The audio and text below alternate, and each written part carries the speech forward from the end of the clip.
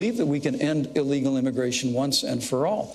So, Senator, this insult-driven campaign, I mean, that's small potatoes compared to Hillary Clinton calling half of Donald Trump's supporters a basket of deplorables. Hillary Clinton said something on the campaign trail, and the very next day she said, you know what, I shouldn't have said that. She said she shouldn't have said half. Governor, this is Senator Kane's 2 minutes, please. Yeah, that's right. So now we're even. Yeah. Look for Donald Trump apologizing to John McCain for saying he wasn't a hero. Did Donald Trump apologize for calling women slobs, pigs, dogs, disgusting? She apologized for saying Governor, it is his 2 minutes, please. Did Donald Trump apologize for taking after somebody in a Twitter war and making fun of her weight? Did he apologize for saying African Americans are living in hell? Did he apologize for saying President Obama was not even a citizen of the United States? You will look in vain to see Donald Trump ever taking responsibility for anybody and apologizing. Immigration. There's 2 plans on the table. Hillary and I believe in comprehensive immigration reform. Donald Trump believes in deportation nation. You got to pick your choice. Hillary and I want a bipartisan reform that will put keeping families together as the top goal. Second, that will help focus enforcement efforts on those who are violent. Third, that will do more border control. And fourth, that will provide a path to citizenship for those who work hard, pay taxes, play by the rules, and take criminal background record checks. That's our proposal.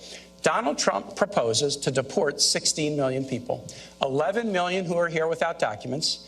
And both Donald Trump and Mike Pence want to get rid of birthright citizenship. So if you're born here, but your parents don't have documents, they want to eliminate that. That's another 4.5 million people. These guys, and Donald Trump has said it, deportation force. They want to go house to house, school to school, business to business, and kick out 16 million people. And I cannot believe that Governor Pence would sit here and defend his running mate's claim that we should create a deportation force so that they'll all be gone. Senator, we have a deportation force. It's called Immigrations and Customs Enforcement. And the Union for Immigrations and Customs Enforcement, for the first time in their history, endorsed Donald Trump to be the next president of the United States. So you like the 16 million deportation plan? Senator, that's nonsense. Look, what you just heard is they have a plan for open borders, amnesty. Our plan is like Ronald Reagan's plan from 1986. They call it comprehensive immigration reform on Capitol Hill. We all know the routine. It's amnesty. And you heard one of the last things he mentioned was border security. That's how Washington always plays it. No, so I always say we're going to do this, for border security 3 years ago, and Governor Pence was against it. Governor, Mr. Ronald Trump Reagan has said a nation without borders is not a nation. Donald Trump is committed to restoring the borders of this nation. So, Governor, securing our how nation, would these millions of undocumented immigrants leave? Would they be forcibly removed? Well, I think Donald Trump laid out a series of priorities that doesn't end with border security. It begins with border security. And after we secure the border, not only build a wall, but beneath the ground and in the air, we do internal enforcement. But he said the focus has to be on criminal aliens. We just had a conversation about law enforcement. We just had a conversation about the violence that's besetting our cities. The reality is that there's heartbreak and tragedy that has struck American families because people that came into this country illegally are now involved in criminal enterprise and activity, and we don't have the resources or the will to deport them systematically. Donald Trump has said we're going to move those people out, people who've overstayed their visas. We're going to enforce the law of this country. We're going to strengthen immigrations and customs enforcements with more resources and more personnel to be able to do that. And then Donald Trump has made it clear, once we've done all of those things, that we're going to reform the immigration system that we have where people can come into this country. That's the order that you should do it. Border security, removing criminal aliens, upholding the law. And then, Senator, I'll work with you when you go back to the Senate. I promise you, we'll work with you to reform the immigration system. I look forward to working together in whatever capacities we serve in. But I just want to make it very, very clear that he's trying to fuzz up what Donald Trump has said. When Donald Trump spoke in Phoenix, he looked the audience in the eye and he said, no, we're building the wall and we're deporting everybody. He said, quote, they will all be gone. They will all be gone. And this is one of these ones where you can just go to the tape on it and see what Donald Trump has said. And to add to it, we are a nation of immigrants. Mike Pence and I both are descended from immigrant families. Some things maybe weren't said so great about the Irish when they came. But we've done well by absorbing immigrants, and it's made our nation stronger. When Donald Trump says Mexicans are rapists and criminals, Mexican immigrants, when Donald Trump says about your judge, who's your judge, he said that Judge Curiel was unqualified to hear a case because his parents are Mexican. I can't imagine how you can defend that.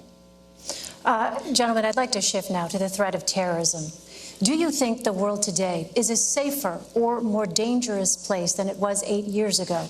Has the terrorist threat increased or decreased? Senator Kaine. The terrorist threat has decreased in some ways because bin Laden is dead. The terrorist threat has decreased in some ways because an Iranian nuclear weapons program has been stopped. The terrorist threat to United States troops has been decreased in some ways because there's not 175,000 in a dangerous part of the world. There's only 15,000, but there are other parts of the world that are challenging. Let me tell you this. To beat terrorism, there's only one candidate who can do it, and it's Hillary Clinton. Remember, Hillary Clinton was the senator from New York on 9/11. She was there at the World Trade Center when they were still searching for victims and survivors. That seared onto her the need to beat terrorism. And she's got a plan to do it. She was part of the national security team that wiped out bin Laden. Here's her plan to defeat ISIL. First, we got to keep taking out their leaders on the battlefield. She was part of the team that got bin Laden, and she'll lead the team that will get Abu Bakr al-Baghdadi, the head of ISIS. Second, we got to disrupt financing networks. Third, disrupt their ability to recruit on the internet in their safe havens. But fourth, we also have to work with allies to share and surge intelligence. That's the Hillary Clinton plan. She's got the experience to do it. Donald Trump. Donald Trump can't start a Twitter war with Miss Universe without shooting himself in the foot.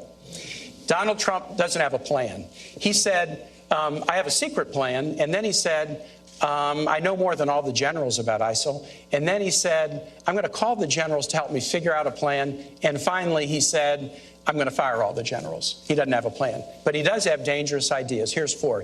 He trash talks the military. The military is a disaster. John McCain's no hero. The generals need all to be fired, and I know more than them. He wants to tear up alliances. NATO is obsolete and will only work together with Israel if they pay big league. Third, he loves dictators. He's got kind of a personal Mount Rushmore. Vladimir Putin, Kim Jong-un, Muammar Gaddafi, and Saddam Hussein. And last and most dangerously, Donald Trump believes that the world will be safer if more nations have nuclear weapons. He said Saudi Arabia should get them, Japan should get them, Korea should get them. And when he was confronted with this and told, wait a minute, terrorists could get those, proliferation could lead to nuclear war, here's what Donald Trump said, and I quote, go ahead, folks, enjoy yourselves. I'd love to hear Governor Pence tell me what's so enjoyable or comical about nuclear war. Governor Pence.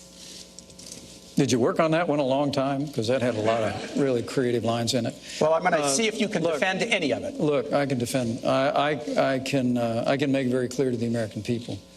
After traveling millions of miles as our Secretary of State, after being the architect of the foreign policy of this administration, America is less safe today than it was the day that Obama became president of the United States. It's absolutely inarguable. We've weakened America's place in the world. It's been a combination of factors, but mostly it's been a lack of leadership. I mean, I will give you, and I was in Washington, D.C. on 9/11. I saw the clouds of smoke rise from the Pentagon. I was in Virginia, where the Pentagon's located. I know you were. Mm-hmm. We all lived through that day as a nation. It was heartbreaking.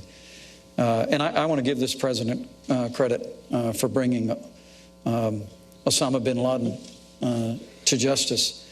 But the truth is, Osama bin Laden led al-Qaeda. Our primary threat today is ISIS.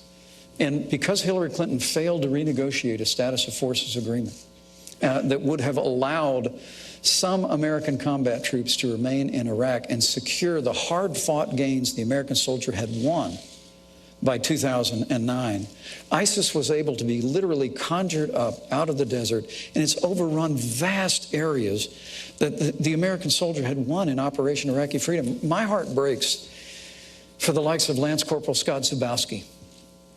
He fell in Fallujah in 2005. He fought hard through some of the most difficult days in Operation Iraqi Freedom, and he paid the ultimate sacrifice to defend our freedom and secure that nation. And that nation was secured in 2009. But because Hillary Clinton and Barack Obama failed to provide a status of forces agreement and leave sufficient troops in there, we are back at war. The president just ordered more troops on the ground. We are back at war in Iraq. And Scott Zubowski, whose mom would always come to Memorial Day events in Newcastle, Indiana to see me, and I'd always give her a hug and tell her we're never going to forget our son, and we never will. Scott Zubowski and the sacrifices the American soldier made were squandered in Iraq because this administration created a vacuum in which ISIS was able to grow. And a reference to the Iranian deal that Hillary Clinton initiated, $150 billion stopping a to the nuclear radical weapons mullahs program in without Iran. firing a shot. You didn't stop the nuclear weapons Yes, we program. did. You Even the Israeli military says it stopped. guaranteed that Iran will someday become a nuclear power because there's no limitations once the period of time of the treaty comes off. Governor Pence, Mr. Trump has proposed extreme vetting of immigrants from parts of the world that export terrorism. But that does not address many of the recent terrorist attacks in the United States, such as the Orlando nightclub massacre and the recent bombings in New York and New Jersey. Those were homegrown, committed by U.S. citizens and legal residents. What specific tools would you use to prevent those kinds of attacks? Well, I think it's a great question, Elaine. But it really does begin with us reforming our immigration system and putting the interests, particularly the safety and security of the American people first. I mean, Donald Trump has called for extreme vetting for people coming in to this country so that we don't bring people into the United States who are hostile to our Bill of Rights freedoms, who are hostile to the American way of life. But also, Donald Trump and I are committed to suspending the Syrian refugee program and programs and immigration from areas of the world that have been compromised by terrorism. Hillary Clinton and Tim Kaine want to increase the Syrian refugee program by 500. Elaine, I want to tell you about our plan. Homegrown. Yeah. And so, but first, let's make sure we're putting the safety and security of the American people first, instead of Hillary Clinton expanding the Syrian or refugee instead of program. you violating the Constitution by blocking people based on their national origin rather than whether they're dangerous. That's absolutely false. That's what the Seventh Circuit decided. Here's the difference. The Seventh Circuit. We have different views on refugee issues and on immigration. Hillary and I want to do enforcement based on, are people dangerous? These guys say all Mexicans are bad. And with respect to refugees, we want to keep people out if they're dangerous. Donald Trump said keep them out if they're Muslim. Mike Pence put a program in place to keep them out if they're from Syria. And yesterday, an appellate court with 3 Republican judges struck down the Pence plan and said it was discriminatory. And those judges, we should focus upon danger, not upon discrimination. Elaine, to your point, those judges said it was because there wasn't any evidence yet that ISIS had infiltrated the United States. Well, Germany just arrested 3 Syrian refugees who were connected to ISIS. But they told you there's a right way and a wrong way to do it. But look, if you're going to be critical of me on that, that's fair game. I will tell you, after 2 Syrian refugees were involved in the attack in Paris that is called Paris's 9/11, as governor of the state of Indiana, I have no higher priority than the safety and security of the people of my state. But Governor so you Pence, bet I suspended that program. But Governor Pence, and I stand by that decision. And if I'm vice president of the United States or Donald Trump is president, we're going to put the safety and security of the American people first. Can we just be clear? Hillary and I will do immigration enforcement and we'll vet refugees based on whether they're dangerous or not. We won't do it based on discriminating against you from the country you come from or the religion that you practice. But the problem with that is completely antithetical to the Jeffersonian values of equality. Elaine, the director of the FBI or Homeland Security said, we can't know for certain who these people are coming from Syria. Yes, we can. And when we don't let them know, we don't let them in. So the when FBI, we don't know who they are, we don't let them in. The FBI and Homeland Security said, we can't know for certain. You've got to err on the side of the safety and security of the American people, Senator. I understand by trashing all Syrians or trashing all Muslims. Senator Kaine, let me ask you this. Secretary Clinton has talked about an intelligence surge. Yes. What exactly would an intelligence surge look like, and how would that help identify terrorists with no operational connection to a foreign terrorist organization? Intelligence surge is 2 things, Elaine. It's 2 things. It's first, dramatically expanding our intelligence capacities by hiring great professionals, but also we've got some of the best intel and cyber employees in the world right here in the United States working for many of our private sector companies. So it involves increase on our own workforce, but striking great partnerships with some of our cyber and intel experts in the private sector so that we can, consistent with constitutional principles, gather more intelligence. But the second piece of this is really, really important. It also means creating stronger alliances, because you gather intelligence and then you share your intelligence back and forth with allies. And that's how you find out who may be trying to recruit, who may be trying to come from one country to the next. Alliances are critical. That's why Donald Trump's claim that he wants to, that NATO is obsolete and that we need to get rid of NATO is so dangerous. It's not his plan. Well, he said NATO is obsolete. And look, if you push aside your alliances, who are you going to share intelligence with? Hillary Clinton is a Secretary of State who knows how to build alliances. She built the sanctions regime around the world that stopped the Iranian nuclear weapons program. And that's what an intelligence means. Better skill and capacity, but also better alliances. All right, I'd like to turn now to the tragedy in Syria. Can I speak about the cybersecurity surge at all? You can have 30 seconds, Governor, quickly, please. First, Donald Trump just spoke about this issue this week. We have got to bring together the best resources of this country to understand that cyber warfare is the new warfare of the asymmetrical enemies that we face in this country. And I look forward, if I'm privileged to be in this role, of working with you in the Senate to make sure that we resource that effort. We will work together in whatever roles we inhabit. We have an intelligence serve. But I will also tell you that it's important in this moment to remember that Hillary Clinton had a private server in her home that had classified information on it about drone strikes. Emails from the President of the United States of America were on there. Her private server was subject to being hacked by foreign powers. I'd like to ask you about Syria. We could put cybersecurity first if we just make sure the next Secretary of State doesn't have a private server. A full investigation concluded that not one reasonable prosecutor would take any additional step. You don't get to decide the rights and wrongs of this. We have a justice system that does that. And a Republican FBI director did an investigation and concluded. All right, we are moving on now. Senator, if your son or my son handled classified information the way Hillary Clinton did, they'd be court-martialed. That is absolutely false, and you know that. Absolutely and you know that, Governor. It's absolutely true. Because the FBI did an investigation. Gentlemen.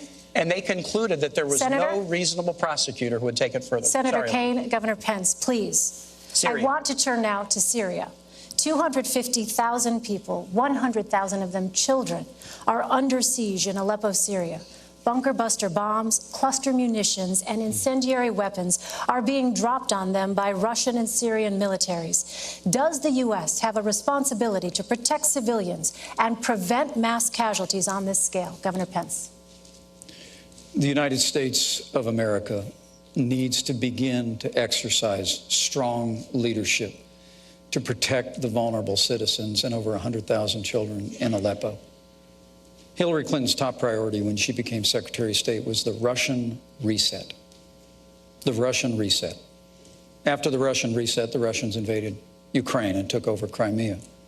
And the small and bullying leader of Russia is now dictating terms to the United States to the point where all the United States of America, the greatest nation on earth, just withdraws from talks about a ceasefire while Vladimir Putin puts a missile defense system in Syria, while he marshals the forces and begins. Look, we have got to begin to lean into this with strong, broad-shouldered American leadership. It begins by rebuilding our military. I mean, the Russians and the Chinese have been making enormous investments in the military. We have the smallest Navy since 1916. We have the lowest number of troops since the end of the Second World War. We've got to work with the Congress and Donald Trump will to rebuild our military and project American strength in the world. But about Aleppo and about Syria, I truly do believe that what America ought to do right now is to immediately establish safe zones so that families and vulnerable families with children can move out of those areas, work with our Arab partners real time right now to make that happen. And secondly, I just have to tell you that the provocations by Russia need to be met with American strength. And if Russia chooses to be involved and continue, I should say, to be involved and this barbaric attack on civilians in Aleppo, the United States of America should be prepared to use military force to strike military targets of the Assad regime, to prevent them from this humanitarian crisis that is taking place in Aleppo. There's a broad range of other things that we ought to do as well. We ought to deploy a missile defense shield to the Czech Republic and Poland, which Hillary Clinton and Barack Obama pulled back on out of not wanting to offend the Russians back in 2009. We've just got to have American strength on the world stage. And when Donald Trump becomes president of the United States, the Russians and other countries in the world will know they're dealing with a strong American president. Senator Hillary and I also agree that the establishment of a humanitarian zone in northern Syria, with the provision of international human aid consistent with the UN Security Council resolution that was passed in February 2014, would be a very, very good idea. And Hillary also has the ability to stand up to Russia in a way that this ticket does not. Donald Trump again and again has praised Vladimir Putin, and it's clear that he has business dealings with Russian oligarchs who are very connected to Putin. The Trump campaign management team had to be fired a month or so ago because of those shadowy connections with pro-Putin forces. Governor Pence made the odd claim. He said, inarguably, Vladimir Putin is a better leader than President Obama. Vladimir Putin's run his economy into the ground. He persecutes LGBT folks and journalists. If you don't know the difference between dictatorship and leadership, then you got to go back to a 5th grade civics class. I tell you what offends me. Governor Pence just said that Donald Trump will rebuild the military. No, he won't. Donald Trump is avoiding paying taxes. The New York Times story, and we need to get this, but the New York Times story suggested that he probably didn't pay taxes for about 18 years starting in 1995. Those years included the years of 9/11. So get this. On 9/11, Hillary Clinton and Donald Trump's hometown was attacked by the worst terrorist attack in the history of the United States. Young men and women signed up to serve in the military to fight terrorism. Hillary Clinton went to Washington to get funds to rebuild her city and protect first responders. But Donald Trump was fighting a very different fight. It was a fight to avoid paying taxes so that he wouldn't support the fight against terror. He wouldn't support troops. He wouldn't support. This is important, Elaine. When a guy running for president will not support the troops, not support veterans, not support teachers, that's really important. And I said about Aleppo, we do agree. The notion is we have to create a humanitarian zone in northern Syria. It's very important.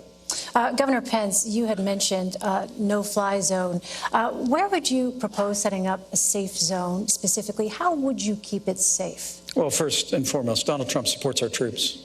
Donald Trump supports our veterans. He won't pay taxes. Donald Trump has paid all the taxes that he's... Do you not take deductions? Gentlemen, this How does that work? about Syria. I'd like to ask but it is about our troops. Senator, honestly, it is about our troops. I understand why you want to change it. I understand why you want to change the subject. I understand why you want to change the subject. And let me be very clear on this Russian thing. The larger question here on do you think Donald Trump is smart to not pay taxes? What we're dealing with is the, you know, there's an old proverb that says the Russian bear never dies, it just hibernates. And the truth of the matter is the weak and feckless foreign policy of Hillary Clinton and Barack Obama has awakened an aggression in Russia that first appeared a few years ago with their move in Georgia, now their move into Crimea, now their move into the wider Middle East. And all the while, all we do is fold our arms and say we're not having talks anymore. To answer your question, we just need American strength. We need to marshal the resources of our allies in the region, and in the immediate, we need to act now to get people out of harm's way. And exactly how would those safe zones work? How would they remain safe? The safe zones would have to be, as the senator said, there's already a framework for this that's been recognized by the international community. But the United States of America needs to be prepared to work with our allies in the region to create a route for safe passage, and then to protect people in those areas, including with a no-fly zone. But look, this is very tough stuff. I served on the Foreign Affairs Committee for a decade. I traveled in and out of that region for 10 years. I saw what the American soldier won in Operation Iraqi Freedom, and to see the weak and feckless leadership that Hillary Clinton was the architect of in the foreign policy of the Obama administration. Let me come back and talk about... deeply troubling to me. That will all change the day Donald Trump becomes president of the United States. Governor Pence doesn't want to acknowledge, Elaine. He doesn't want to acknowledge that we stop the Iranian nuclear weapons program. He doesn't want to acknowledge that Hillary was part of the team that got bin Laden. He doesn't want to acknowledge that it's a good thing, not a bad thing. That it's a good thing, not a bad thing, that we're down from 175,000 troops deployed overseas to 15,000. But let me tell you what will really make the Middle East dangerous.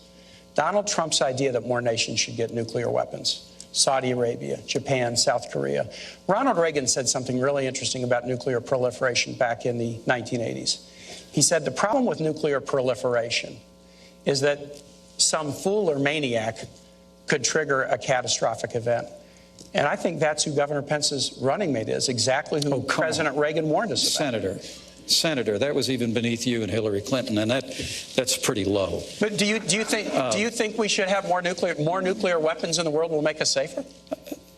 Senator, Ronald Reagan also said nuclear war should never be fought because it can never be won.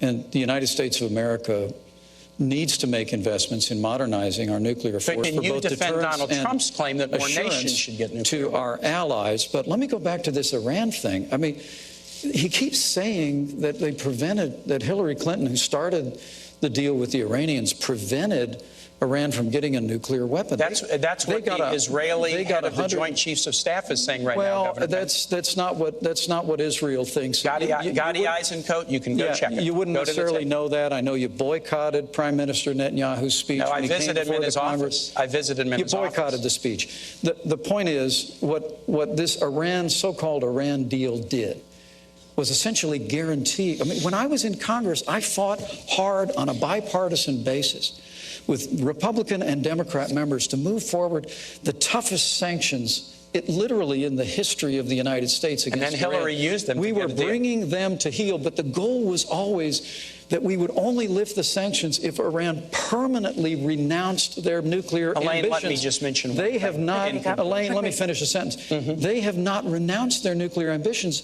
and when the deal's period runs out, there's no limitation on them obtaining weapons. That and the fact that they got $1.7 billion in a ransom payment. We need to talk about Russia very quickly, though, astonishing Senator, to the American please. people. 6 times tonight, I have said to Governor Pence, I can't imagine how you can defend your running mate's position on one issue after the next. And in all 6 cases, he's refused to defend his running mate's. No, don't put words in my mouth. All right. And yet, he is asking everybody to vote for somebody that he cannot defend. And I just think that should be underlined. All right, gentlemen, let's talk about Russia. I'm this is a topic that has come up. Donald Trump. I will give you an opportunity to do that. I'll take them one at a time. More nations should get nuclear weapons. Don't try to defend that. Well, he never said that, Senator. And he has absolutely said it. Saudi Arabia, South Korea, Japan. Gentlemen, Russia. Russian President Vladimir Putin invaded Ukraine, annexed Crimea, and has provided crucial military support to the Assad regime. What steps, if any, would your administration take to counter these actions, Senator Kaine? You got to be tough on Russia. So let's start with not praising Vladimir Putin as a great leader. Donald Trump and Mike Pence have said he's a great leader. And Donald Trump has business dealings with Russia that he refuses to disclose. Hillary Clinton has gone toe-to-toe with Russia. She went toe-to-toe with Russia as Secretary of State to do the New START agreement to reduce Russia's nuclear stockpile. She's had the experience doing it. She went toe-to-toe with Russia and lodged protests when they went into Georgia. And we've done the same thing about Ukraine, but more than lodging protests, we've put punishing economic sanctions on Russia that we need to continue. Donald Trump, on the other hand, didn't know that Russia had invaded the Crimea. Oh, that's nonsense. He was on a TV show a couple months back, and he said, I'll guarantee you this, Russia's not going into the Ukraine. And he had to be reminded that they had gone into the Crimea 2 years before. Hillary Clinton has gone toe-to-toe with Russia to work out a deal on New START. She got them engaged in a meaningful way to cap Iran's nuclear weapons program, and yet she stood up to them on issues such as Syria and their invasion of Georgia. You've got to have the ability to do that, and Hillary does. On the other hand, in Donald Trump, you have somebody who praises Vladimir Putin all the time. America should really wonder about a President Trump who had a campaign manager with ties to Putin, pro-Putin elements in the Ukraine, who had to be fired for that reason. They should wonder, when Donald Trump is sitting down with Vladimir Putin, is it going to be America's bottom line or is it going to be Donald Trump's bottom line that he's going to be worried about with all of his business dealings? Now, this could be solved if Donald Trump would be willing to release his tax returns, as he told the American public that he would do. And I know he's laughing at this, but every president... What's it got to do with Russia? Every president since Richard Nixon has done it, and Donald Trump has said, I'm doing business with Russia. The only way the American public will see whether he has a conflict of interest... No, he hasn't said that. Senator, He your has, time is up. actually. Governor. Well, thanks. Just trying to keep up with the insult-driven campaign on the other side of the table. You know what? I'm just saying facts about your running mate. Yeah. Well, and I know you can't defend Senator, him. please, this I'm is happy Governor's to 2 defend him, minutes. Senator. Don't put words in my mouth that I'm not defending him. You're not. I'm happy to defend him. Most of what you said is completely false, and the American people know that. I'll run through the list of things where you didn't defend. Senator, where you please, can this just say is Governor stuff and people Pence's believe 2 it. minutes. Look, this is the alternative universe of Washington, D.C. versus reality. Hillary Clinton said her #1 priority was a reset with Russia. That reset resulted in the invasion of Ukraine. After they'd infiltrated with what are called little green men, Russian soldiers that were dressing up like Ukrainian dissidents. And then they moved all the way into Crimea, took over the Crimean Peninsula. And Donald Trump knew that happened. He basically was saying it's not going to happen again. The truth of the matter is that what you have in the rise of aggressive Russia, which has had increased its influence in Iran, that now because of this deal is on a pathway in the future to obtain a nuclear. The leading state sponsor of terror in the world, in Iran, now has a closer working relationship with Russia because of Hillary Clinton and Barack Obama's foreign policy, and $150 billion and sanctions all being lifted. And then, of course, Syria. I mean, it really is extraordinary. Syria is imploding. You just asked a very thoughtful question about the disaster in Aleppo. ISIS is headquartered in Raqqa. It has delivered $400 million in cash as a ransom payment for Americans held by the radical mullahs in Tehran. And Governor, just today, Mr. Trump said, quote, Putin has no respect for Hillary Clinton and no respect for Obama. Why do you think he'll respect a Trump-Pence administration? Strength. Plain and simple. Business. Donald Trump, that's nonsense. Donald Trump Donald Trump's son leader says who is that the going Trump to lead with organization... American Please, strength. Senator, I'll give you a chance to respond. We're going to rebuild our military. And let me say this whole Putin thing. Look, America is stronger than Russia. Our economy is 16 times larger than the Russian economy. America's political system is superior to the crony, corrupt capitalist system in Russia in every way.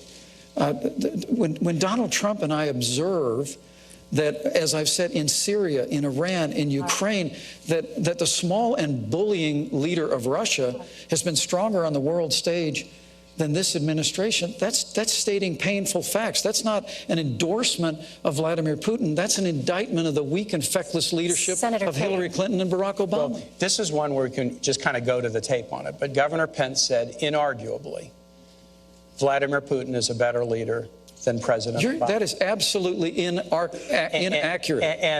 And I just think a guy I said he's been stronger on the world stage. No, you said leader. And I'll just say this, Governor.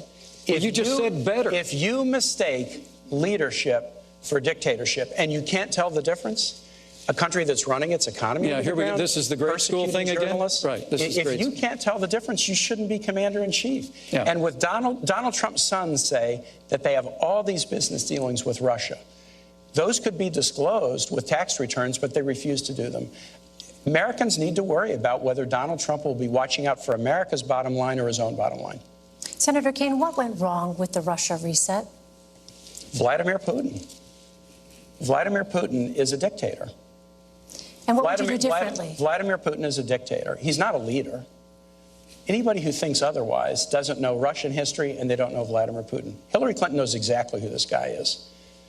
John McCain said, I look at his eyes and I see KGB, and Hillary kind of has that same feeling. So how do you deal with him? We do have to deal with Russia in a lot of different ways. There are areas where we can cooperate.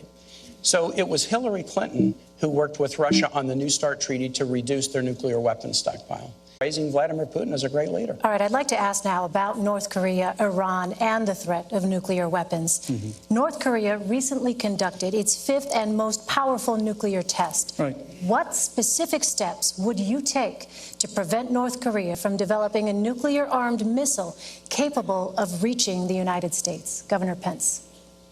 Well, first, we need to make a commitment to rebuild our military, including modernizing our nuclear forces. And we also need an effective American diplomacy that will marshal the resources of nations in the Asian Pacific Rim to put pressure on North Korea, on Kim Jong-un, to abandon his nuclear ambitions. It has to remain the policy of the United States of America, the denuclearization of the Korean Peninsula, plain and simple.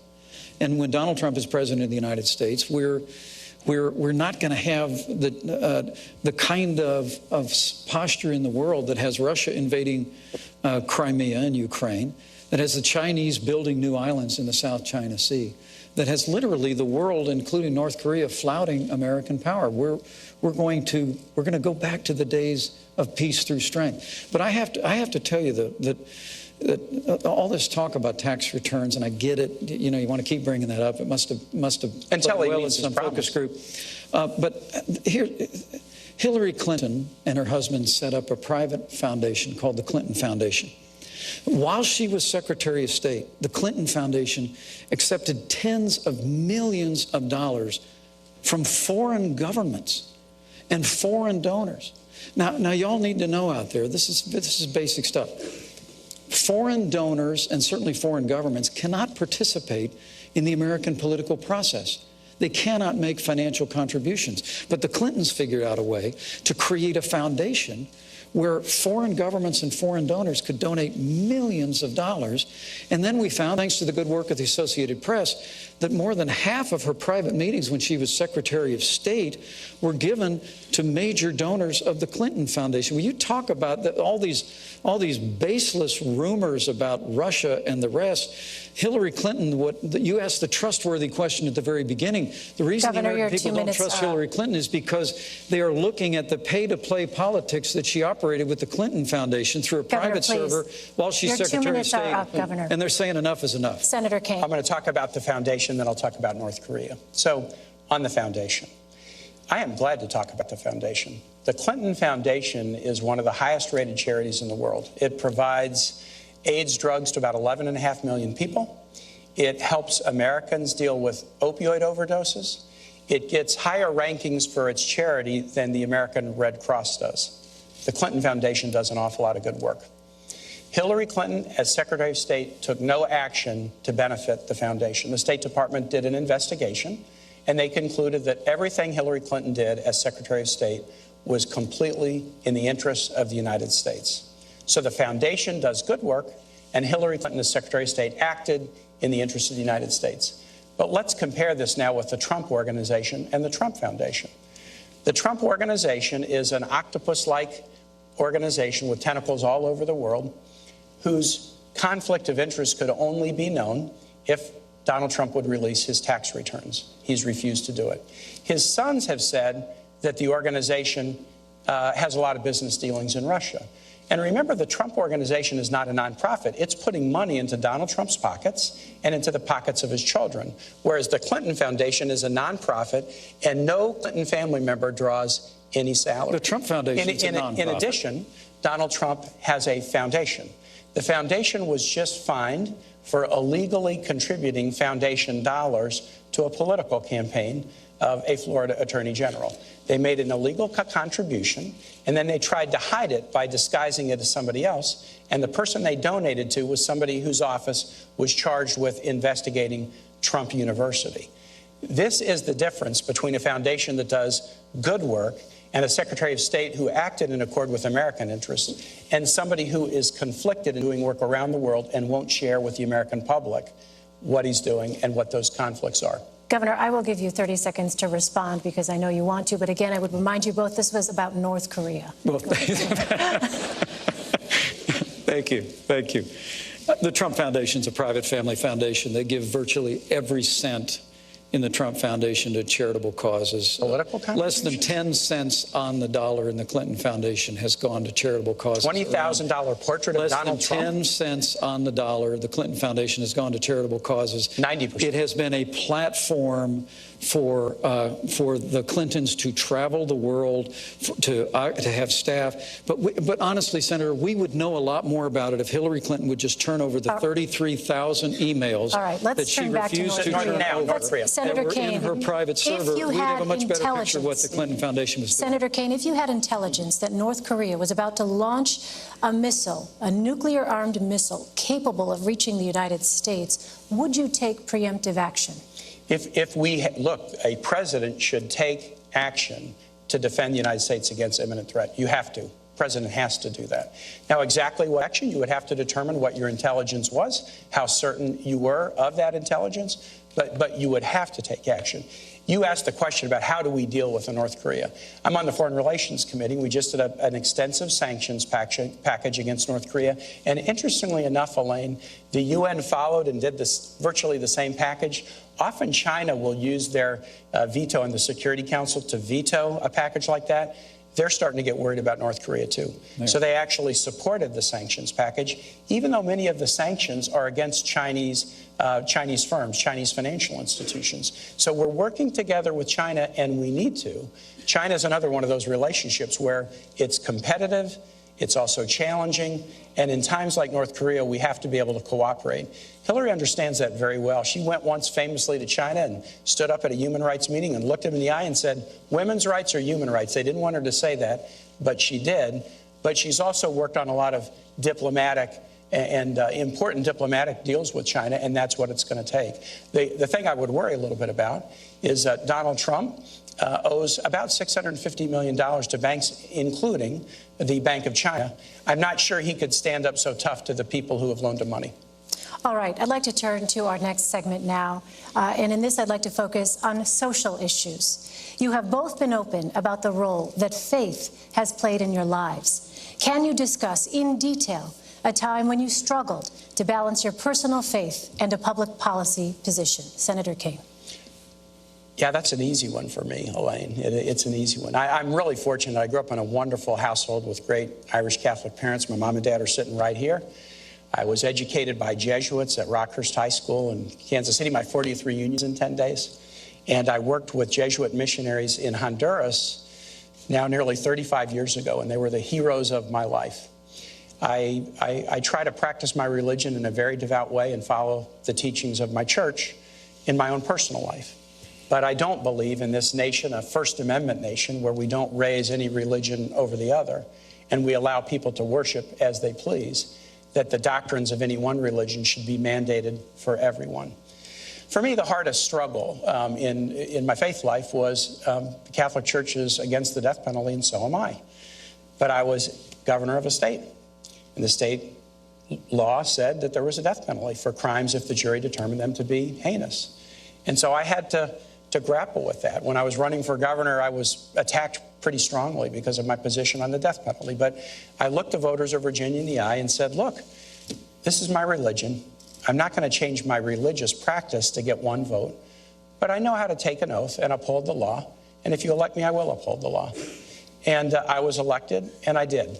It was very, very difficult to allow executions to go forward, but in circumstances where I didn't feel like there was a case for clemency, I told Virginia voters I would uphold the law, and I did. That was a real struggle, but I think it is really, really important that those of us who have deep faith lives don't feel like we can just substitute our own views for everybody else in society, regardless of their views. Governor Pence. Well, it's a wonderful question, and my Christian faith is at the very heart of who I am. I was also raised in a wonderful family of faith. It was church on Sunday morning and grace before dinner, but my Christian faith became real for me when I made a personal decision for Christ when I was a freshman in college. And I've tried to live that out, however imperfectly, every day of my life since. And with my wife at my side, we followed a calling into public service where we've tried to keep faith with the values that we cherish. And with regard to to when I struggle. I appreciate and I have a great deal of respect for Senator Kane's sincere faith. I truly do. That's shared. But for me, I would tell you that for me, the sanctity of life proceeds out of the belief that ancient principle that where God says, before you were formed in the womb, I knew you. And so for my first time in public life, I've sought to stand with great compassion for the sanctity of life. The state of Indiana has also sought to make sure that we expand alternatives in healthcare counseling for women, non-abortion alternatives. I'm also very pleased with the fact we're well on our way in Indiana to becoming the most pro-adoption state in America. I think if you're going to be pro-life, you should be pro-adoption. But what I can't understand is with Hillary Clinton and now Senator Kane at her side is to support a practice like partial birth abortion. I mean, to hold to the view, and I know Senator Kane, you hold pro-life views personally, but the very idea that a child that is almost born into the world could still have their life taken from them is just anathema to me. And I can't conscience about a party that supports that, or that I know you've historically opposed taxpayer funding of abortion, but Hillary Clinton wants to repeal the long-standing provision in the law where we said we wouldn't use taxpayer dollars to fund abortion. So for me, my faith informs my life. I try and spend a little time on my knees every day, but it all for me begins with cherishing the dignity, the worth, the value of every human life. Elaine, this is a fundamental question, a fundamental question. Hillary and I are both people out of religious backgrounds. Her Methodist church experience was really formative for her as a public servant. But we really feel like you should live fully and with enthusiasm the commands of your faith. But it is not the role of the public servant to mandate that for everybody else. So let's talk about abortion and choice. Let's talk about that. We support Roe versus Wade. We support the constitutional right of American women to consult their own conscience, their own supportive partner, their own minister, but then make their own decision about pregnancy. That's something we trust American women to do that. And we don't think that women should be punished, as Donald Trump said they should, for making the decision to have an abortion. Governor Pence wants to repeal Roe versus Wade. He said he wants to put it on the ash heap of history. And we have some young people in the audience who weren't even born when Roe was decided. This is pretty important. Before Roe versus Wade, states could pass criminal laws to do just that, to punish women if they made the choice to terminate a pregnancy. I think you should live your moral values. But the last thing, the very last thing that government should do is have laws that would punish women who make reproductive choices. And that is the fundamental difference between a Clinton-Kane ticket and a Trump-Pence ticket that wants to punish women who make that choice. It's really not. Donald Trump and I would never support legislation that punished women who made the heartbreaking choice to end a pregnancy. And why did Donald Trump say that? We just never would. Why did he say that? Well, look, he's not a polished politician like you and Hillary Clinton. And so, well, I would don't admit always that's not come out exactly the way he means them, but I'm telling you what other policy of our administration would be. Great line from the Gospel of Matthew. From the fullness of the heart, the mouth speaks. Yeah. When Donald Trump says women should be punished, or Mexicans are rapists and criminals, I'm telling you. Or John McCain's not a hero, he is showing you who he is. Senator, you whipped out that Mexican thing again. Look. Can you defend it? There are criminal aliens in this country, Tim, who have come into this country illegally, who are perpetrating violence and taking American lives. You want to use a big tar brush against Mexicans? He also said, and many of them are good people. You keep leaving that out of your quote. And if you want me to go there, I'll go there. But there is a choice here, and it is a choice on life. I couldn't be more proud to be standing with Donald Trump, who's standing for the right to life. It's a principle that Senator Kane, and I'm very gentle about this because I really do respect you, it's a principle that you embrace. And I've appreciated the fact that you've supported the Hyde Amendment, which bans the use of taxpayer funding for abortion in the past, but that's not Hillary Clinton's view. People need to understand we can come together as a nation. We can create a culture of life. More and more young people today are embracing life because we know we're better for it. We can, like Mother Teresa said at that famous National Prayer Breakfast, This is important. let's welcome the children into our world. There are so many families around the country who can't have children. We could improve adoption so that families that can't have children can adopt more readily those children. Why don't you trust women to make this choice for themselves? We can encourage people to support life. Of course we can, but why don't you trust women? Why doesn't Donald Trump trust women to make this choice for themselves? That's what we ought to be doing in public life, living our life of faith or motivation with enthusiasm and excitement, convincing each other, dialoguing with each other about important moral issues of the day. But on fundamental issues of morality, we should let women make their own decisions. A society can be judged by how it deals with its most vulnerable, the aged, the infirm, the disabled, and the unborn. I believe it with all my heart, and I couldn't be more proud to be standing with a pro-life candidate in Donald Trump. I do have one final question for you both tonight. It has been a divisive campaign. Senator Kaine, if your ticket wins, what specifically are you going to do to unify the country and reassure the people who voted against you? That's a really important one. That may be the $64,000 question, because it has been a divisive campaign. And again, Hillary's running a campaign about stronger together. And Donald Trump, and this is not directed at this man, except to the extent that he can't defend Donald Trump. Donald Trump has run a campaign that's been about one insult after the next. But we do have to bring the country together. So here's what we'll do. Hillary Clinton was First Lady, then Senator for 8 years and Secretary of State. And I serve in the Senate. And I'm really amazed, Elaine, as I talk to Republican senators, how well they regard and respect Hillary Clinton. She was on the Armed Services Committee. She was on other committees. She worked across the aisle when she was First Lady to get the CHIP program passed so that 8 million low-income kids have health insurance in this country, including 150,000 in Indiana. She worked across the aisle after 9/11 to get health benefits for the first responders who bravely went into the towers and into the Pentagon. She worked to get benefits for TRICARE benefits for National Guard members, including Hoosiers and Virginians in the National Guard. She has a track record of working across the aisle to make things happen.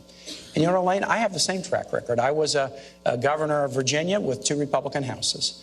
And in the Senate, I have good working relationships across the aisle. Because, yeah, I think it's fine to be a Democrat or Republican or independent, but after Election Day, the goal is work together. And Hillary Clinton has a track record of accomplishment across the aisle that will enable her to do just that when we work with the new Congress in January.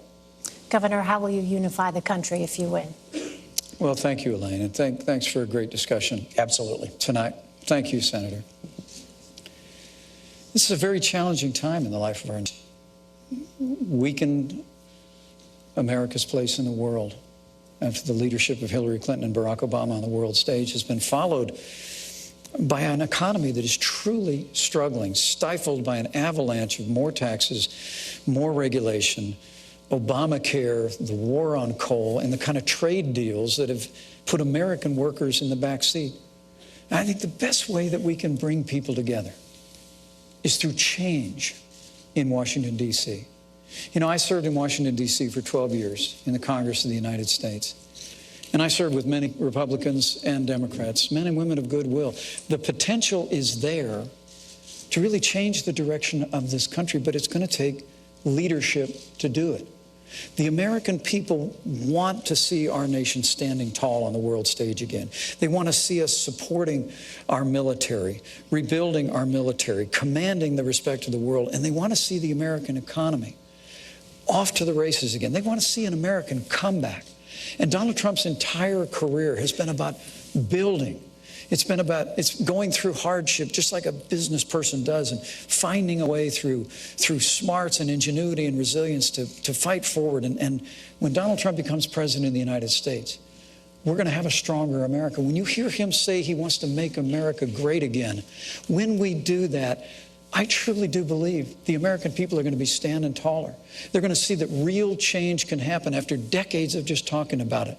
And when that happens, the American people are going to stand tall, stand together, and we'll have the kind of unity that's been missing for way too long.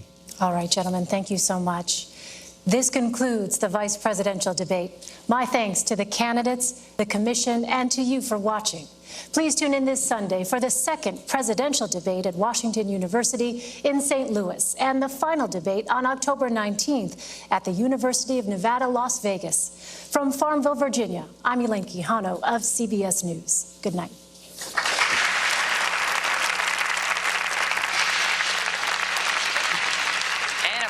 Vice presidential debate where nothing was left unsaid between the two candidates. We were told at the top that we could expect some fireworks, and indeed they did deliver. Each man pressing his candidate's message from the top of the ticket, but not sparing the other. And interrupting Tim Kaine, shut down by the moderator, or at least admonished at least 16 times by our count for interrupting Mike Pence. One has to wonder whether that was a strategy. It happened so often and apparently so intentionally. Just to give you a flavor for what is being said on Twitter and online about this, here's from National Review's Rich Lowry. Kaine's strategy, lose debate, but quote Trump a lot. Pence strategy, win debate, but don't defend Donald Trump. You know, in the hall, the interrupting didn't seem like it worked that well. It seemed like Mike Pence kept his calm. He wanted to focus, I think, a lot on foreign policy. He obviously has a history of being on the Foreign Affairs Committee in Congress before being governor of Indiana. There was a lot of foreign policy here. Tim Kaine, at one point, he said 3 times that Hillary Clinton helped eliminate Iran's nuclear program. She stopped it. And that the Israelis liked that, and that was kind of an interesting moment. The whole status of forces agreement in Iraq, that the Iraqis decided that the troops couldn't be there, and so they had to pull out. But the problem is there are 6,000 U.S. troops there now without a status of forces agreement, so that seemed like a weak point. But then Mike Pence had the tough job of defending specific things that Donald Trump said. And he didn't do it. And again, and on the taxes, Tim Kaine wanted to come to taxes again and again and again. So I think it didn't seem like a knockout moment, but Mike Pence seemed to have a pretty good night defending what has been tough to defend. Just looking online at the instant feedback you get, it doesn't seem like anybody thinks that Tim Kaine won that debate. But the question that is being raised, not just by Rich, but by others, is whether that was his goal, or whether his goal was just to interrupt Mike Pence to the point where all we heard from him all night was taxes, taxes, taxes, insults, insults, dogs, pigs, slobs, Mexicans, and so on. And to sort of, cover every point that Mike Pence was making with some sort of insult of Donald Trump's or some sort of point against Donald Trump. And the fascinating thing was we knew that social issues were going to come up, but we didn't know that it was going to be brought up by Mike Pence against Tim Kaine. One would think the conventional wisdom would be the other way, with the religious freedom law in Indiana and other elements of his record. However, bringing up abortion and talking about the Hyde Amendment, it really was an interesting tactic. And if they're trying to appeal to this sort of middle-of-the-road, moderate Republican voter who's on the fence between Trump and Hillary, talking about faith like that can be very appealing, because it's not often you see a public person, a politician, much less somebody in the position of Mike Pence, speak so beautifully and so eloquently about faith issues. And to the pro-life Republican crowd, that will be very well received. One other thing about the format, there were 9 buckets, if you will, of topics. That was a lot. And Elaine Quijano, was asking substantive questions, but there weren't a ton of follow-ups. And because she had to move on, I think, to all of these different elements, it seemed like some of the argument that could have been developed deeper was left on the table. Well, just as you were waiting for the follow-up from the other candidate, like, yeah, what does he have to say about that? She would move on to the next topic. And the next topic sometimes was a topic that they had earlier discussed. So, you have, obviously, listening is as important as speaking when you're moderating these debates. And controlling the candidates is also important so that they don't talk over each other. she tried. In my experience, you got to shut them down early. You got to shut them down early. Like teach them the rules at the beginning. Like don't make me hit you, and then we'll be fine. Just, newspaper to the snout, or what? you know, in my experience, this works fine. Let's bring in our panel. Tucker Carlson is here with us in the spin room. Dana Perino and Juan Williams are back in New York. All right, Tucker, your impressions, your thoughts. It was a tough night for Kaine. I mean, I think he entered it with the presumption of decency. I think most people think he is a decent guy. He's not a natural debater, much less so even than I thought. I think the physical posturing, the interruptions did not work well. But fundamentally, it was tough because he is in the position of defending the status quo. He's there representing, in effect, the incumbent. And the status quo is very unpopular, which is why this whole election is unfolding as it is. So that was difficult. I thought in the end, the introduction of partial birth abortion, it wasn't simply abortion, and the country is split on that. The country is not split on third trimester abortion. However, it's very against it.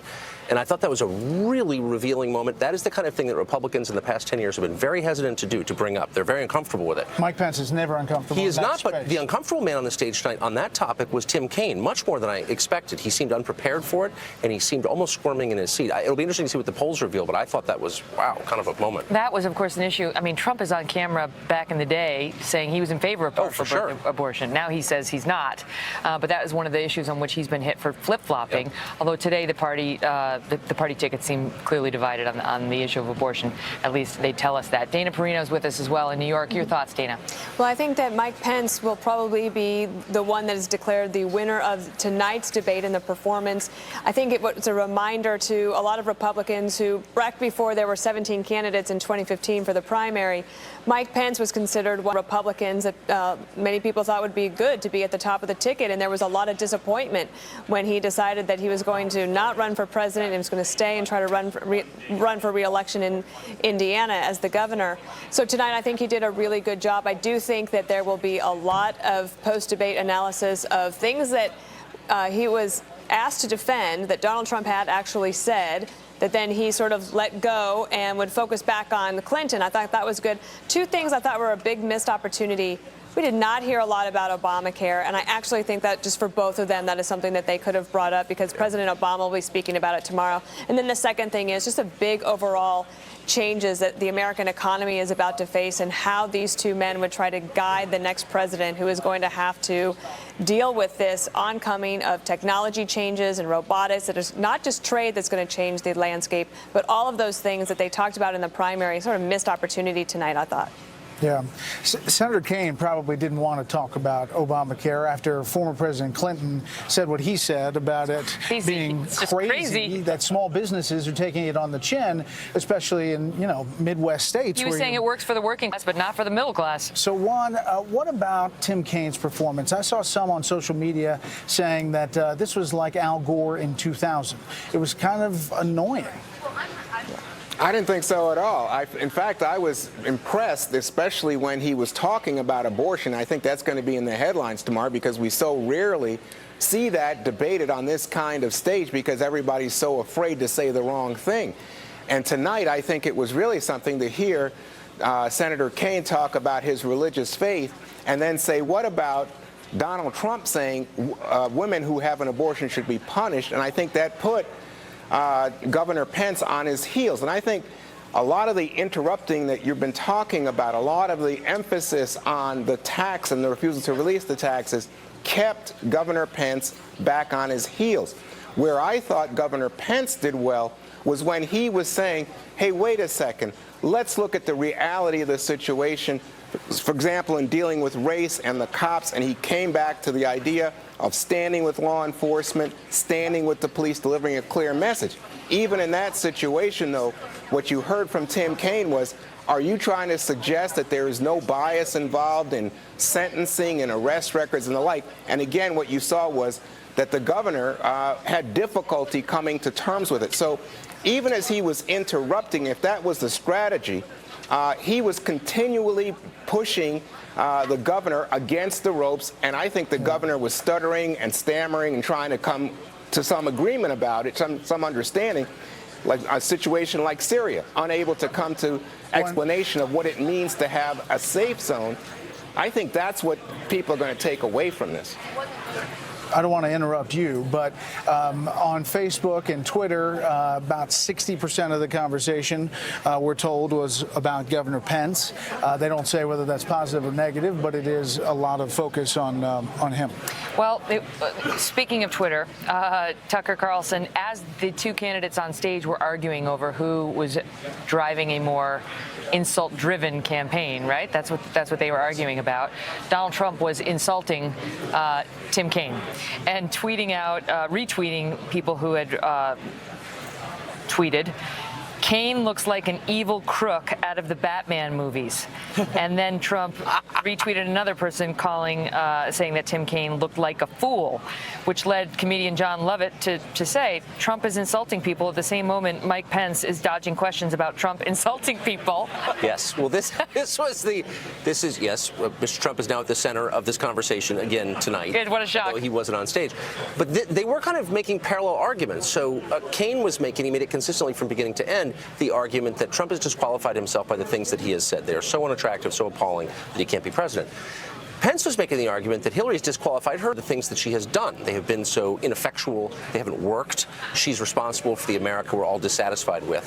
And so it was kind of a stark contrast. I mean, and they each have a case, I think, but they were arguing past one another. I mean, you didn't see Pence say really anything about what Hillary has said, and you didn't see Kaine say anything about what Trump has done. Well, he struck back saying she has called half of our supporters deplorable. Well, that's right. He for a moment, but mostly, I mean, of course, Trump doesn't hold office, so perhaps that's part of it. But really, this was about turnout. In my view, from beginning to end, you saw Kaine repeating ugly things that Trump has said about aimed at African Americans, Latinos, and unmarried women, and those are the three groups they need to turn out. Dana, at the end, Pence came back to what we thought he was going to come back to, and that is change. That Mike Pence, Donald Trump are change, and Hillary Clinton is the establishment, the ultimate establishment. And did he make that case? I mean, he tried to make it that she was Secretary of State and the world is falling apart under President Obama at the beginning, and then tried to drive it home at the end that he's change. I don't know if it will stick, but I agree with Tucker that the easier job tonight was certainly for the out-party candidate, which is actually really not Pence, but Trump. And he was saying that, I was there 12 years, and I know that there's a possibility to actually make some progress and make some change and do some things that would be amazing and make America great again. He was short on sort of canned answers, and I think that Kaine was so over-practiced, and some of the lines were like, okay, come on. Obviously, they're so practiced. Pence is very smooth, and so if you're listening to it, you think, gosh, somebody like that who just sort of tells it like it is and is just more comfortable in their skin than a regular, typical establishment politician might be an attractive candidate. I don't think that either of them expanded beyond their bases tonight. I don't know if Kaine was able to fire up the minority community or millennials because they know that they have a problem there, and I don't know if he hit anything out of the park. I think Pence will be clearly seen to be the winner of this particular debate. Dana Perino, are you feeling emotional this evening? I noticed the tear, just a single tear rolling down your face. I have chronic dry eye, and it's horrible. And only this one will leak, and this one's dry, and I don't know what to do about it. I'm sorry. Dana, we're sorry. I thought you were hearkening back to, like Bush Cheney. Remember when they were out there? It's over, Dana. It's okay. I'm sorry. All right, Dana, Juan, Tucker, thank you very much. Coming up, we're going to hear from both sides on tonight's debate. Mike Huckabee and Lanny Davis will join us live with their take. Live coverage from the campus of Longwood University, not Norwood, Longwood University in Farmville, Virginia, continues in just a moment. The terrorist threat has decreased in some ways because bin Laden is dead. The terrorist threat has decreased in some ways because an Iranian nuclear weapons program has been stopped. The terrorist threat to United States troops has been decreased in some ways because there's not 175,000 in a dangerous part of the world. There's only 15,000, but there are other parts of the world that are challenging. Let me tell you this. To beat terrorism, there's only one candidate who can do it, and it's Hillary Clinton. America is less safe today than it was the day that Barack Obama became president of the United States. It's absolutely inarguable. We've weakened America's place in the world. It's been a combination of factors, but mostly it's been a lack of leadership.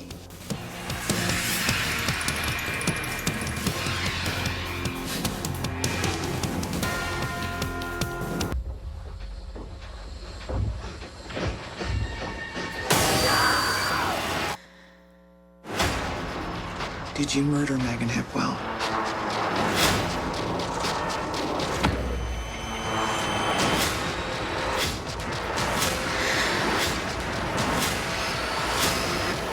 Tell me what happened. The Girl on the Train. Rated R. Well, if you want to sing out, sing out. And if you want to be free, be free. 'Cause there's a million things to be, you know that there are. You can do what you want. The opportunities are. You can make it all true. And you can make it undo. You see, you only need to know. And if you want to be me, be me. And if you want to be you, be you. 'Cause there's a million things to do. You know that there are, you know that there are.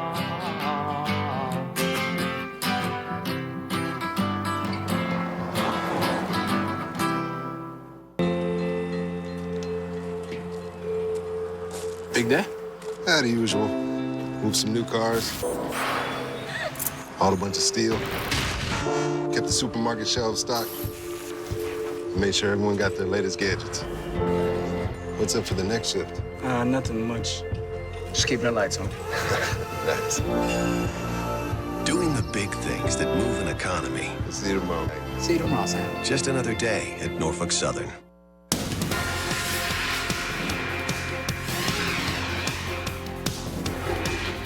I appreciated the you're hired, you're fired thing. Senator, you used that a whole lot, and I think you're running that use a lot of pre-done lines. Look, what you all just heard out there is more taxes, $2 trillion in more spending, more deficits, more debt, more government. And if you think that's all working, then you look at the other side of the table. I mean, the truth of the matter is the policies of this administration, which Hillary Clinton and Senator Kaine want to continue, have run this economy into a ditch. We're in the slowest economic recovery since the Great Depression. 15 million new There are jobs. millions more people living in poverty today than the day that Barack Obama, with Hillary Clinton at his side, And the poverty stepped level into the and Oval the median Office. We have the income lowest improved level- dramatically look, between 2014 and 2015. Honestly, Senator, you can roll out the numbers and the sunny side, but I got to tell you, people in Scranton, no different. People in Fort Wayne, Indiana, no different. I mean, this economy is struggling. I want to bring in former special counsel now to President Bill Clinton, Lanny Davis, along with former Arkansas governor and former presidential candidate Mike Huckabee, Fox News contributor. Great to see you both. Lanny, let me start with you. By our unofficial count from our Fox News producers, Tim Kaine interrupted 39 times. Mike Pence interrupted 19 times. Do you think that's going to play well with the women at home who are such a critical voting bloc as between these two candidates at the top of the ticket? I wasn't counting. There were a lot of interruptions on both sides, but I'll tell you what won't play well. Mike Pence ran against Donald Trump tonight. Tim Kaine ran against Donald Trump tonight. There were more disagreements by Governor Pence versus Donald Trump. He disagrees with Trump on criminalizing women who terminate pregnancies. He disagrees with Trump's constant praise of Putin. He disagrees with a Trump deportation walked that back, though. Trump force. want the punishment for abortion comment back. I am saying that what I heard tonight, and even my good friend Dana Perino wistfully wants to think about Pence being on top of the ticket. What you saw tonight is two very good debaters. I respect both of them, both running against Donald Trump. It was amusing to even see the panelists who are Republicans not defending Trump, but saying that Pence did very well, disagreeing with Trump. Even Rich Lowry noted that. So for me, this is Governor great. Donald Trump lost, and Pence and Kaine both did very well. Governor Huckabee, your response to that? Well, first of all, Rich Lowry is not a Trump fan, so I don't think I would take that. But, you know, I think sometimes those of us who are in this game, we listen to very carefully the words that are said. But undecided voters tend to look at these candidates as to how they say those words. And tonight, it was very, very clear that Tim Kaine was planned and canned. Mike Pence ready and relaxed. It was the difference between a glass of vinegar and a glass of Southern sweet tea. Tim Kaine looked incredibly uncomfortable. He seemed to be irritated. He did not seem to be having a good time. He was giving a speech. Mike Pence was having a conversation, and that's how it came across. I think clearly when Tim Kaine left the stage tonight, he went straight to Waffle House. He was hungry because Mike Pence ate his lunch. Lanny, let me ask you something about foreign policy here, Lanny. Lanny, let me just ask you something about foreign policy. 3 times, Senator Kaine said that Hillary Clinton worked to eliminate Iran's nuclear program, and then said that the Israelis signed on to that elimination of Iran's nuclear weapons program. Do you believe that that's, in fact, happened? I never heard the word sign off. I heard, and I can be corrected on that, Brett, but Governor Kaine mentioned specific Israeli. Well, yes, that is the goal, to eliminate. And right now, they are not developing. But it hasn't happened. Excuse me. Right now, they are not developing a nuclear weapon. Before this treaty, they were this close. And we heard Israeli intelligence being quoted by the governor agreeing with that. But can we get back to my question to the two of you? When I hear Megyn Kelly, who I respect greatly, who is a subject of vicious attacks by Donald Trump with horrible use of words, and we hear Governor Pence constantly say insults about Hillary Clinton when facts about Donald Trump are called insults, I'd like to really ask Megyn Kelly whether you felt a certain sense of satisfaction that all the insults hurled at you by by Donald Trump are now being called insults rather than Governor Pence decrying the kind of personal insults that he gave to Jeb Bush, to John Kasich, and even to you when you moderated the debate. Well, the beauty of being the anchor is I get to ask the questions and not answer them. But thank you for that, Lanny. I'll put the question to you, Governor Huckabee, about the fact that Pence didn't take on the litany of insults that Tim Kaine was listing. He didn't try to defend Donald Trump on all of those. He basically just said Hillary's insulted half of our supporters as a basket of deplorables. And then the response from Tim Kaine was, but then she apologized for that. When has Donald Trump apologized for his remarks about Mexicans and John McCain and so on and so forth?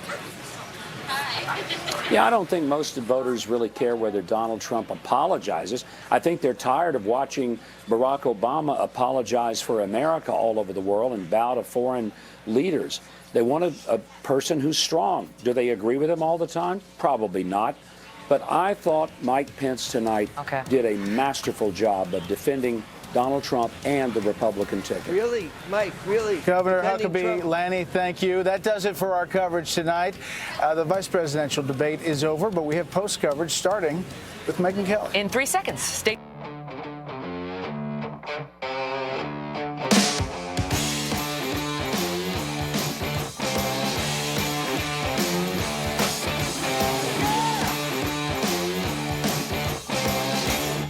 Get fall fashion that swings for the fences. Discover new looks for fall at Men's Warehouse. Now through October 10th, buy one, get one free throughout the store. Plus take 30% off all sweaters. Men's Warehouse. Rise to the occasion. Go, go, go! Sir, they're coming. Build now.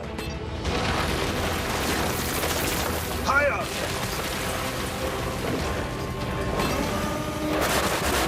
Perfect. Seems that the enemy has hit a bit of a wall. Mobile Strike. Download and play now. Free from the App Store. I was diagnosed with endometrial cancer, with stage 4 cancer, and I was shocked. The plan at that point was to start chemo. Every 3 weeks, I would get my chemo infusion. Would work for a few months and then would quit working again. My oncologist ordered the genomic testing. If they have exhausted all of our standard agents, then we offer advanced genomic testing. In Lynn's case, the result of that testing showed that her cancer had 2 actionable mutations. An actionable mutation is a genetic abnormality in that particular patient's cancer cell for which we have a targeted therapy. I feel great. I've just basically put cancer in the back of my mind. I think it was the best decision of my life to go to Cancer Treatment Centers of America. It feels good to get your life back. The evolution of cancer care is here. Learn how advanced genomic testing is changing the way we fight cancer at cancercenter.com/genomics. Appointments available now. Breaking tonight, the first and only vice presidential debate is now in the books. And while both campaigns are saying their guy scored the most points, a lot of debate watchers are expressing frustration with what at times became a free-for-all. Welcome to a special live 11 p.m. edition of the Kelly File, everyone. I'm Megyn Kelly. Thanks for staying up late. Reporting tonight from Longwood University in Farmville, Virginia. The two candidates left this stage about 20 minutes ago. They covered a lot of ground tonight and spent a lot of time talking about the top of the ticket. From the insults to the economy, foreign policy, and policing, there was very little left behind. And here is some of that. We trust Hillary Clinton as president and commander-in-chief, but the thought of Donald Trump as commander-in-chief scares us to death. Senator, you and Hillary Clinton would know a lot about an insult-driven campaign. Under Secretary Clinton's leadership, she was part of the national team, public safety team, that went after and revived the dormant hunt against bin Laden and wiped him off the face of the earth. And instead of 175,000 American troops deployed overseas, we now have 15,000. Right, and these are very, very. And Iraq has been overrun by ISIS. If you want to have a society where people are respected and respect laws, you can't have somebody at the top who demeans every group that he talks about. If Donald Trump had said all the things that you said he said in the way you said he said them, he still wouldn't have a fraction of the insults that Hillary Clinton leveled when she said that half of our supporters were a basket of deplorables. Senator, please, enough of this seeking every opportunity to demean law enforcement broadly by making Elaine, the accusation of implicit bias every time tragedy occurs. Elaine, people shouldn't be afraid to bring up issues of bias in law enforcement. I think the fact that under this past administration, of which Hillary Clinton was a part, we've almost doubled the national debt, is atrocious. In the wake of a season where American families are struggling in this economy, under the weight of higher taxes and Obamacare and the war on coal and the avalanche of regulation coming out of this administration, Hillary Clinton and Tim Kaine want more of the same.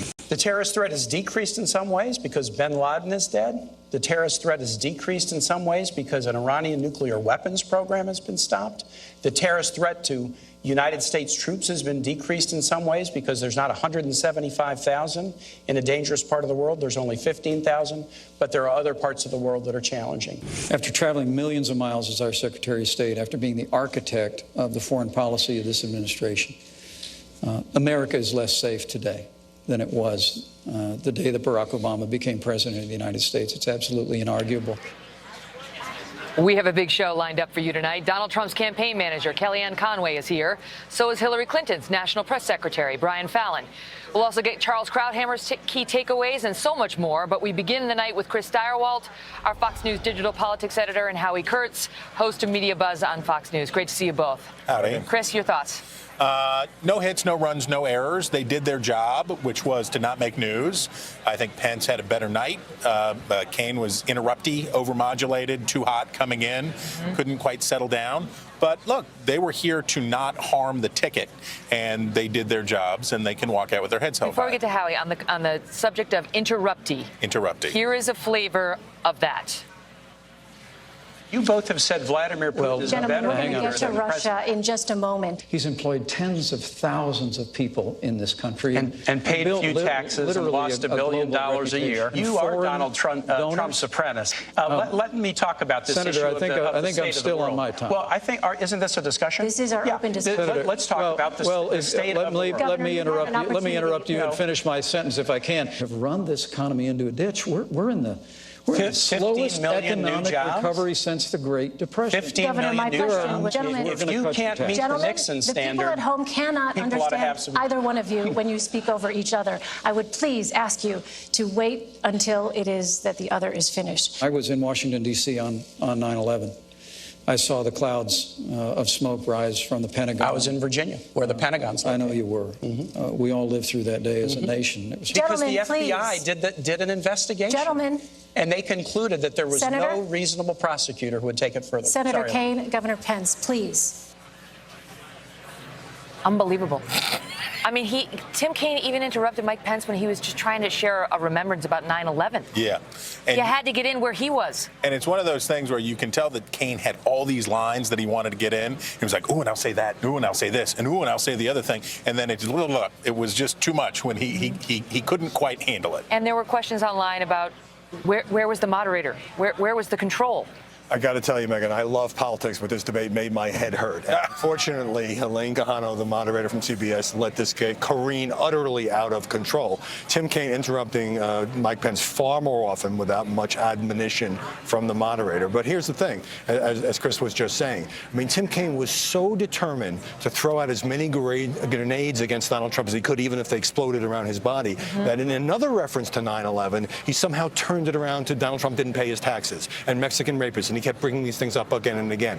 Mike Pence, who's a former radio talk show host, tried not to take the bait on every attack against Trump, tried to be a little more... He took no bait, really. Yeah, right. Which opens him up to accusations about not defending his guy, but he came across a little more modulated, a little more dignified. I think as time went on, Kaine lost this debate because his attacks were less forceful as they became so scattershot. What do you make of the Lowry theory that Kaine lost? He didn't care whether he won or lost. He just wanted to mention dogs, pigs, slobs, taxes as many times as humanly possible. Get there and say the words. Look, these are two very traditional, very normal, very mainstream candidates who are running on a ticket with people who are not normal candidates. These are people who are abnormal. Right. They're quite for good or for ill. So are we. We can relate. Quite so. But their job is to show normalcy, and they did that. And Kaine and Pence both did this. They both steered around the fundamental questions and issues for their candidates. There was a lot of non-answering that was going on tonight. You sort of expect that, but I think they both ably dodged. Yeah, they did. They were able dodgers. Able dodgers. Great to see you both. Well, as Donald Trump watched this debate, he live tweeted his reaction to what we saw on stage. And we have Trump's hottest takes for you tonight. Joining me now from just outside the debate hall, our chief political correspondent, Carl Cameron. Carl? Hi, Megyn. Well, Trump tweeted 44 times, including retweets, in that 90-minute debate, which means basically at least once every 2 minutes. And among them, there were some pretty good doozies. They go something like this. Wow, Kaine couldn't go 12 seconds without a lie. Marines are scared of the liar running. He retweeted, Kaine looks like an evil crook out of Batman movies. Then there was Kaine says Hillary and he have plans. She could care less what Kaine thinks. Loving Mike Pence, he's so likable and sensible. Kaine's just talking bull.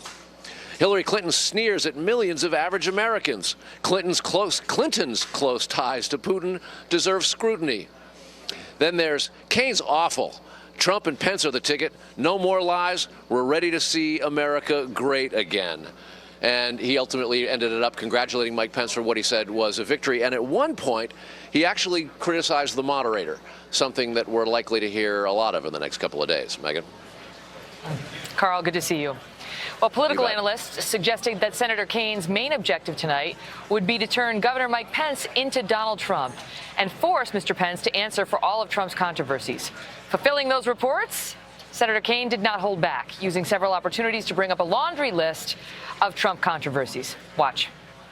Donald Trump during this campaign has called Mexicans rapists and criminals.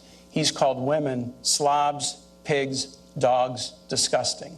I don't like saying that in front of my wife and my mother. He attacked an Indiana-born federal judge and said he was unqualified to hear a federal lawsuit because his parents were Mexican. He went after John McCain, a POW, and said he wasn't a hero because he'd been captured. He said African Americans are living in hell, and he perpetrated this outrageous and bigoted lie that President Obama is not a U.S. citizen.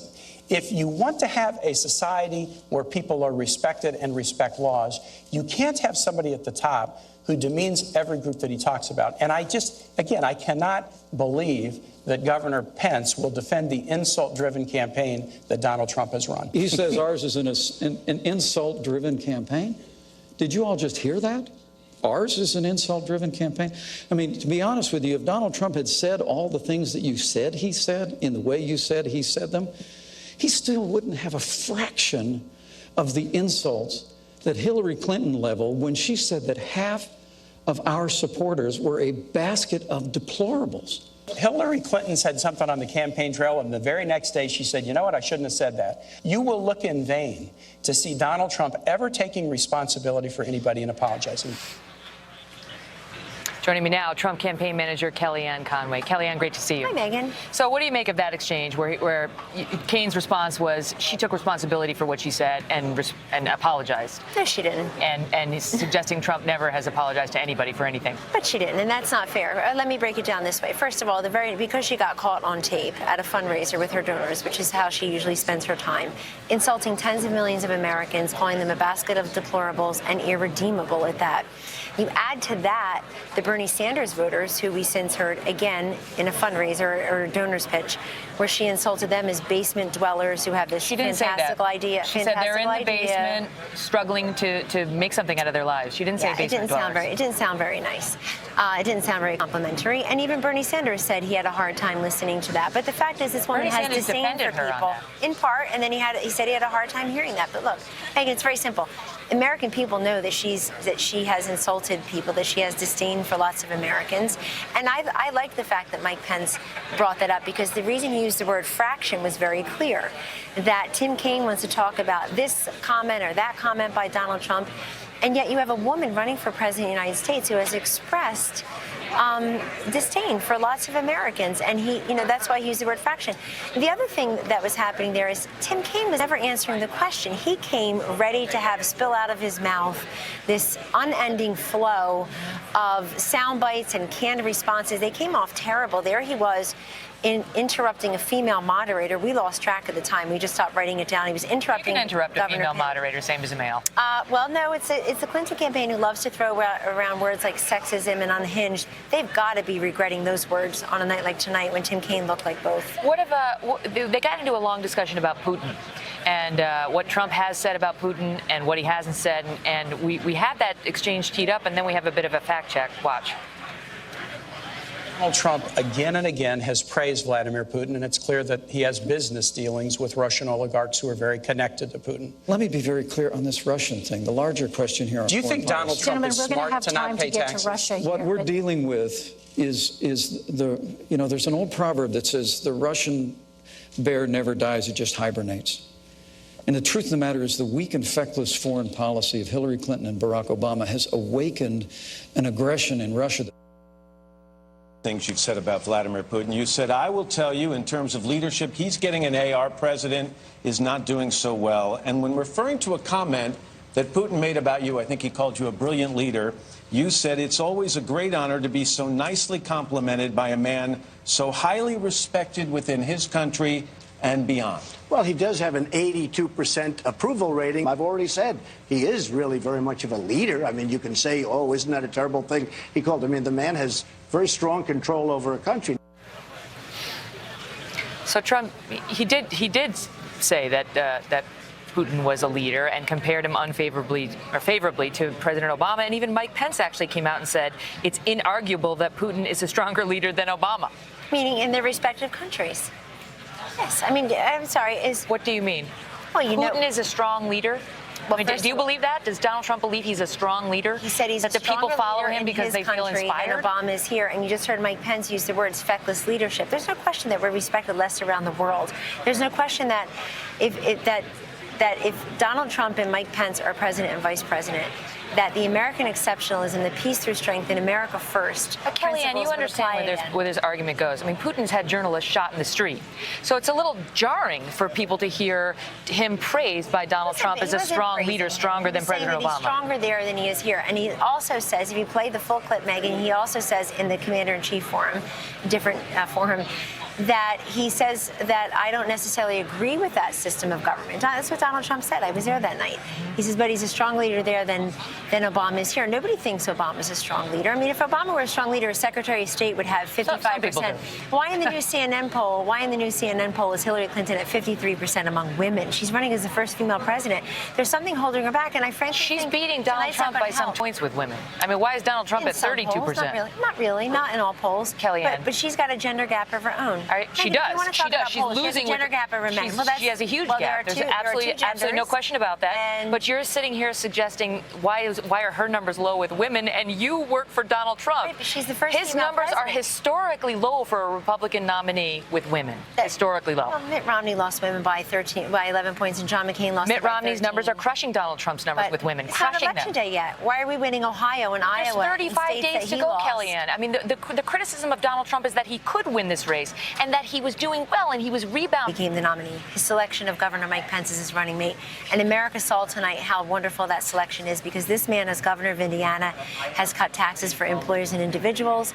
The unemployment rate was slashed in half. He expanded school choice and charters. He's brought manufacturing jobs back. I've worked with Mike Pence for probably 10 years as his pollster and senior advisor.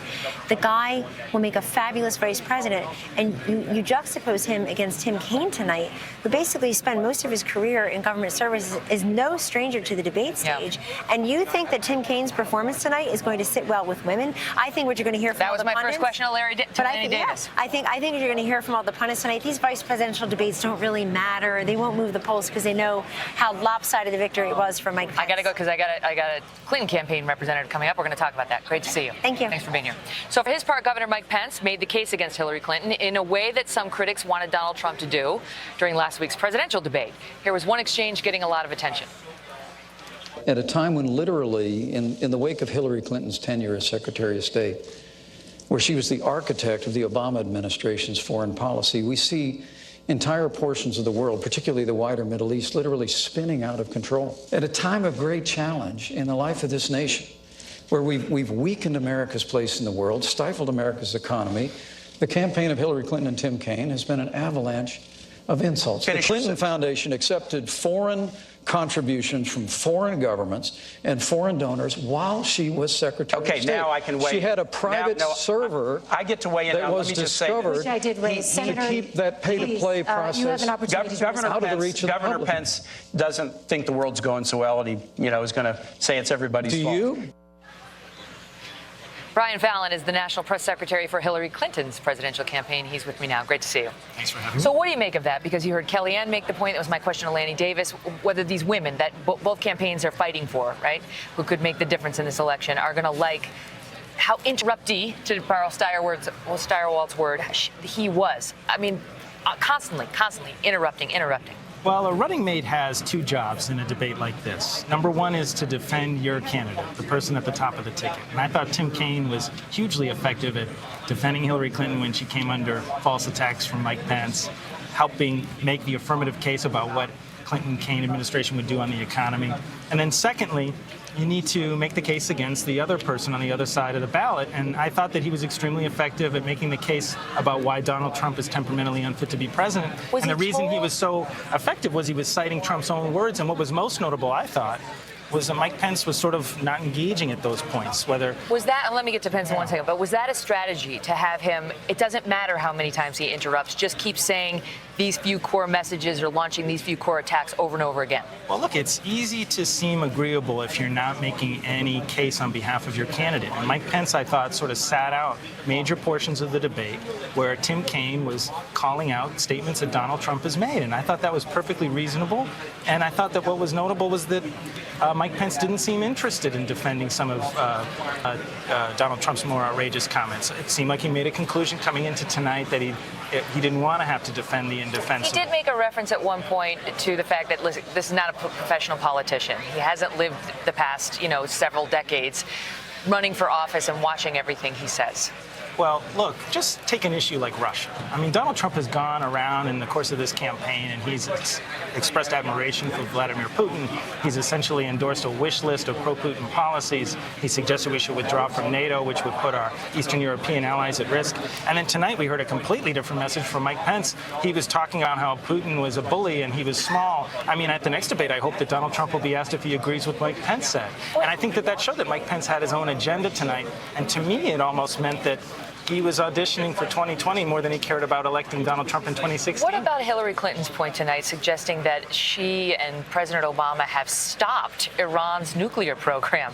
I mean, no one thinks it's stopped. At best, it's been curbed at absolute best, but it hasn't been shut down. Oh, look, there is no question that as a result of the deal that was struck by the Obama administration last year, that we have suspended and put on hold the complete ambitions of the Iran regime to acquire nuclear weapons, the status quo was not going to be tenable. And I think that It hasn't been stopped. The capability is not gone. At best, it's been paused. It hasn't been stopped. It's been curbed, but it's still in operation. You know that. We are on much safer footing today vis-a-vis Iran. But thanks that's to a this different nuclear statement. agreement. That's a different statement. What he said tonight is factually wrong. I don't think that's true at all.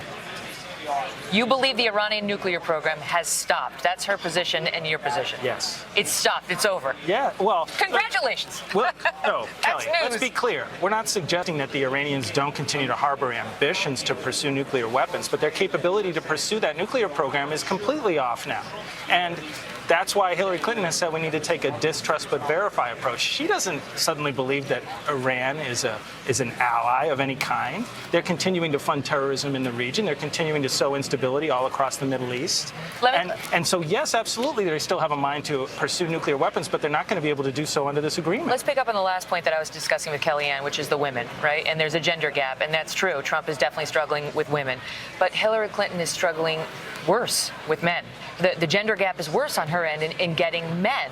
And you tell me what she's going to do, if anything, between now and November 8th to reach out to them.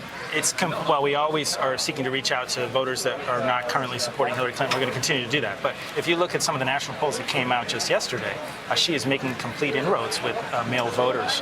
And I think that the gap is so much more pronounced among women voters that it's a point where Donald Trump can't recover if those numbers stay the same in terms of that gender gap. And so it's Donald Trump that has more repair work to do with women voters. That's why Hillary Clinton was today in Delaware County in Pennsylvania making the case to women, a lot of them probably Mitt Romney voters in 2012, on issues like pay equity, paid family leave, child care, with her daughter there, with Elizabeth Banks there. I think that was extremely powerful. Okay. And that gender gap is going to be irrecoverable for Donald Trump. And unfortunately, tonight, there is nothing that Mike Pence could say that would change that dynamic for Donald Trump. Okay, so you see no game changer this evening. It's impossible for the number twos to change the dynamic. The problem is the guy at the top, Donald Trump. Great to see you, Brian. Thanks. Thanks for being here. Well, there's a lot more just ahead, including from Charles Krauthammer, who says there's one clear loser in tonight's debate, and you might be surprised who that is. Plus, David Wohl and Mo Alithi are next on who came out ahead in a powerful exchange over policing and race. And then Mark Thiessen and Austin Goolsbee weigh in on what happened when this debate went nuclear. Don't miss this. Ronald Reagan said something really interesting about nuclear proliferation back in the 1980s. He said the problem with nuclear proliferation is that some fool or maniac could trigger a catastrophic event. And I think that's who Governor Pence's running mate is, exactly who President Reagan warned us about. Senator, that was even beneath you and Hillary Clinton, and that's pretty low. Overpopulation is the disease. The inferno virus is the cure. We're looking at an extinction-level event. It's Dante's Inferno. It's a clue. Don't trust anyone. If I can break the code, we can stop this.